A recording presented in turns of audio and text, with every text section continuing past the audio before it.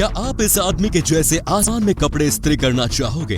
और एक ऐसा गांव जहां रहने वाले सभी लोग अंधे हो चुके हैं, कारण जानकर आपके होश उड़ जाएंगे। और एक ऐसा स्कूटर जो हवा में उड़ सकता है, और एक ऐसा केकड़ा जिसकी लंबाई है आम इंसान से 3 गुना ज्यादा। देखने के लिए बने रहिए वीडियो के आखिर तक। नंबर 9, स्काई सर्फिंग एक ऐसा स्पोर्ट है जो स्काई डाइविंग को बिल्कुल भी एक्सट्रीम लेवल पर लेकर जाता है। स्काई सर्फिंग को काफी खतरनाक माना जाता है और इसमें महारत हासिल करने में काफी ज्यादा मेहनत करनी पड़ती है। और फिर जब कोई शख्स इसमें महारत हासिल कर लेता है तो फिर इसके लिए स्काई सर्फिंग भी चुटकी का खेल बन जाता है। और फिर चुटकी के इस खेल में वो शख्स हवा में रहते हुए ही कपड़ों पर आयरन भी करवा लेता है। यकीन नहीं हो रहा ना?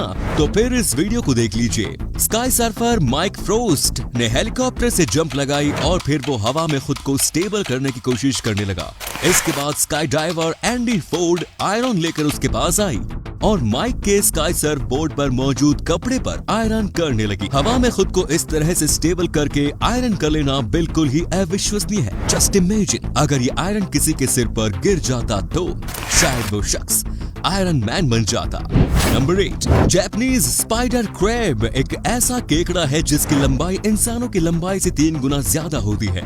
जैसा कि नाम से ही जाहिर है कि ये मुख्य रूप से जापान में ही पाया जाता है। दुनिया का सबसे बड़ा केकड़ा होने के साथ ही ये जीव दुनिया का सबसे बड़ा आर्थ्रोपोड भी है। जापानीज स्पाइडर क्रैब का वजन 18 किलोग्राम तक होता है।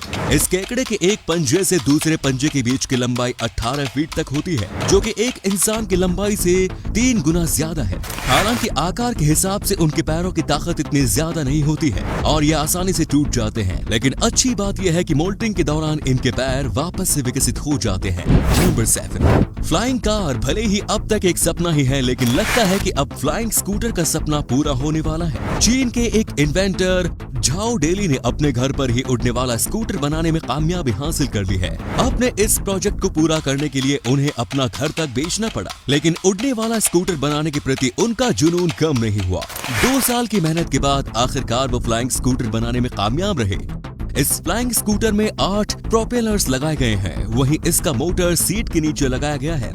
ये फ्लाइंग स्कूटर 80 मिनट तक 72 किलोमीटर प्रति घंटे की स्पीड से उड़ान भर सकता है। दिलचस्प बात यह है कि झाओ डेली ने स्कूटर पर उड़ान भरने से पहले इसका 1569 बार फ्लाइंग टेस्ट किया था। नंबर 6, मैक्सिको में एक ऐसा गांव मौजूद है जहां रहने वाले सभी जीवित प्राणी अंधे हैं, फिर चाहे वो इंसान हो, जानवर हो या फिर परिंदा। इस गांव का नाम टिल्टेपैक है, लेकिन दुनिया इसे विलेज ऑफ ब्लाइंड के नाम से जानती है। इस गांव के लोगों का कहना है कि यहाँ के लोगों का जन्म तो नॉर्मल आंखों के साथ ही होता है, लेकिन फिर अचानक उनकी आंखों की रोशनी चली जाती है। गांव के लोगों का मानना है कि उनके अंधे होने की वजह लापजुएला नाम का एक श्रापित वृक्ष है। जिस किसी की नजर इस वृक्ष पर पड़ती है उसकी आंखों की रोशनी चली जाती है। श्रापित होने की वजह से कोई भी शख्स उस पेड़ को काटता भी नहीं है।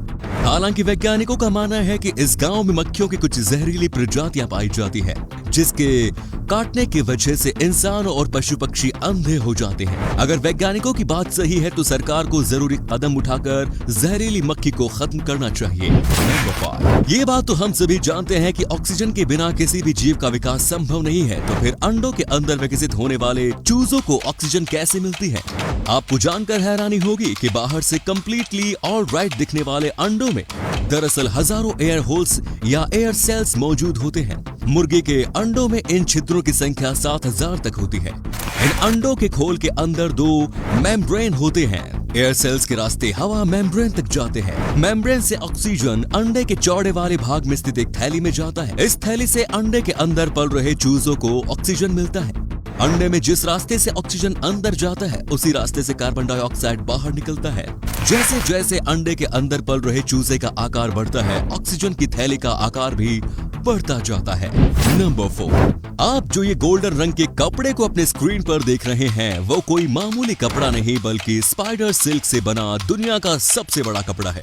इस कपड़े के निर्माण में 10 लाख से ज्यादा मकड़ियों की जरूरत पड़ी थी और इन मकड़ियों को जमा करने में 70 लोगों को 4 साल लग गए थे। मकड़ियों को जमा करने के बाद दर्जनों वर्कर्स की मदद से प्रत्येक मकड़ी के पास से 80 फीट लंबी सिल्क फिलामेंट निकाली गई। सिल्क फिलामेंट निकालने के बाद गोल्डन स्पाइडर सिल्क से दुनिया के सबसे बड़े कपड़े के निर्माण की प्रक्रिया शुरू हुई। इस स्पाइडर सिल्क से बनने वाले कपड़े की लंबाई 11 फीट और चौड़ाई 4 फीट है। ये कपड़ा नेचुरल स्पाइडर सिल्क से बना दुनिया का सबसे बड़ा कपड़ा है। निर्माण के बाद इसे न्यूयॉर्क के American museum of natural history में डिस्प्ले पर रखा गया था।